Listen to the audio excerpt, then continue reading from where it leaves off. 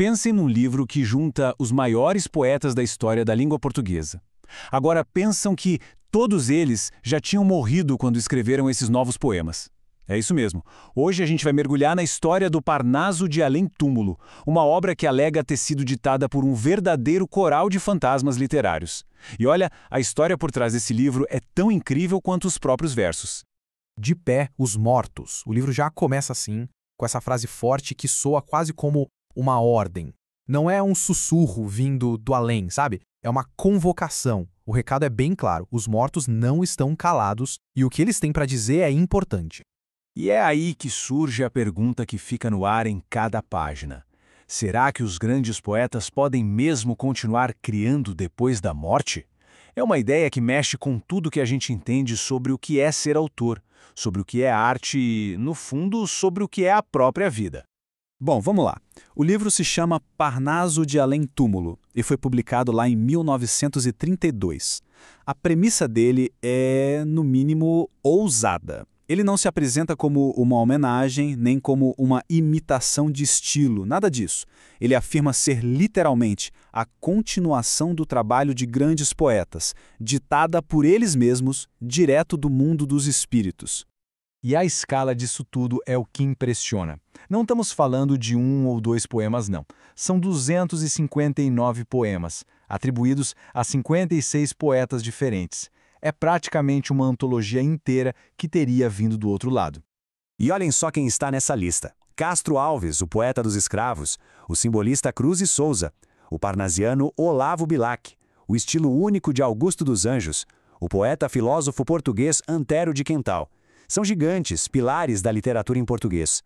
A simples ideia de que todos eles se juntaram para ditar um livro novo é sinceramente de tirar o fôlego. É aqui que a história dá uma virada bem inesperada. Se os maiores poetas decidiram voltar para escrever, quem eles escolheriam como canal? Um professor universitário? Um crítico literário famoso? A resposta é não. O instrumento para essa tarefa gigantesca foi um jovem de origem bem humilde e com pouquíssima educação formal. O nome dele era Francisco Cândido Xavier, mas todo mundo o conhecia como Chico. Aos 21 anos, quando Parnaso foi publicado, ele era um rapaz simples, funcionário de um armazém numa cidade pequena de Minas. Ele cresceu católico, mas um problema de saúde na família acabou levando ele a conhecer o espiritismo. E nas palavras do próprio Chico, a gente tem um retrato da formação dele. Ele fala da origem pobre, da mãe que perdeu cedo, da educação que mal passou do básico. Ele mesmo admitia que vivia num ambiente alheio à literatura. A grande pergunta é: como um jovem com essa bagagem poderia ter produzido uma obra tão complexa? Para a gente ter uma noção exata, o nível mais alto de estudo que o Chico completou foi a 4ª série do primário. E esse fato se torna a peça central do argumento de que ele não poderia, de jeito nenhum, ter inventado uma obra tão grande com tantos estilos diferentes. Então como é que isso teria acontecido? Segundo a doutrina espírita, o processo se chama psicografia. E não era um ato de criação, de sentar e pensar nos poemas. Era um ato de recepção. O próprio Chico descreveu como ele se sentia física e mentalmente durante essa experiência. Ele contava que a experiência variava. Às vezes, sentia uma força externa movendo a mão dele. Outras, era como se ele visse as palavras num livro invisível na sua frente.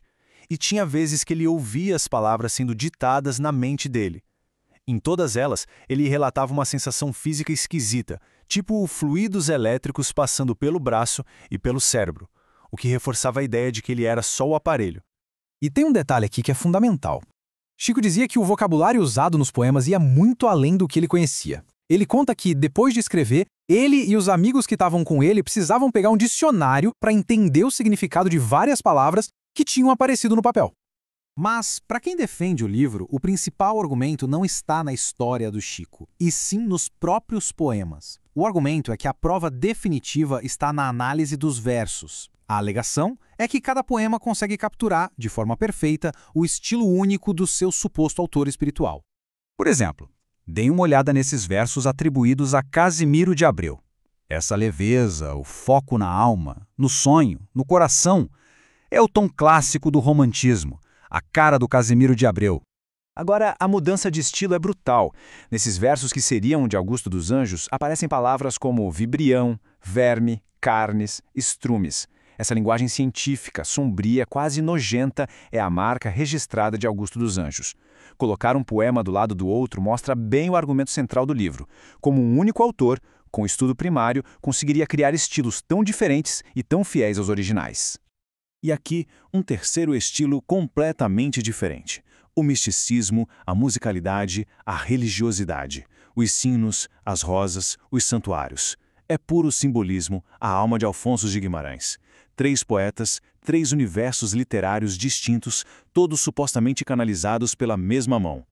É claro que os organizadores do livro já sabiam que iam enfrentar uma onda de ceticismo. Por isso, o prefácio, escrito por um autor chamado M. Quintão, já é uma defesa antecipada do fenômeno, rebatendo as críticas antes mesmo delas serem feitas. Para se adiantar às críticas, o prefaciador compara o Parnaso com um outro livro mediúnico português, chamado Do País da Luz. Ele argumenta que o Parnaso é uma prova muito mais forte. Por quê? Bom, primeiro porque é quase todo inverso, com métrica, rima, que é bem mais difícil de forjar do que um texto em prosa. E também porque a variedade de estilos de poetas brasileiros e portugueses tornaria a verificação da autoria muito mais fácil. Resumindo, a defesa se baseia numa balança. De um lado, a falta de estudo do Chico, a forma espontânea como ele escrevia e o conhecimento que ele simplesmente não tinha. O argumento é que seria mais inacreditável um jovem sem cultura inventar tudo isso do que aceitar a explicação espiritual. E aí vem a jogada de mestre. O prefácio avisa que qualquer imperfeição técnica nos poemas não seria culpa do poeta espírito, mas sim de uma falha no aparelho, ou seja, no médium. Para fechar, a gente volta a uma citação do prefácio da segunda edição, desta vez atribuída ao espírito do escritor Humberto de Campos, que em vida tinha sido um crítico do livro. Agora, do além, ele supostamente defende a obra, não como uma curiosidade, mas como uma mensagem necessária. Uma palavra de esperança e purificação para o mundo que, na visão dele, estava perdido. E no fim das contas, a pergunta fica no ar. O que é, afinal, o Parnaso de Além-Túmulo? Uma fraude literária de uma genialidade inexplicável? Um produto da fé capaz de criar o impossível? Ou seria uma ponte de verdade entre o nosso mundo e o que vem depois? A resposta talvez não esteja numa única explicação, mas justamente nessa encruzilhada fascinante entre literatura, fé e o grande mistério.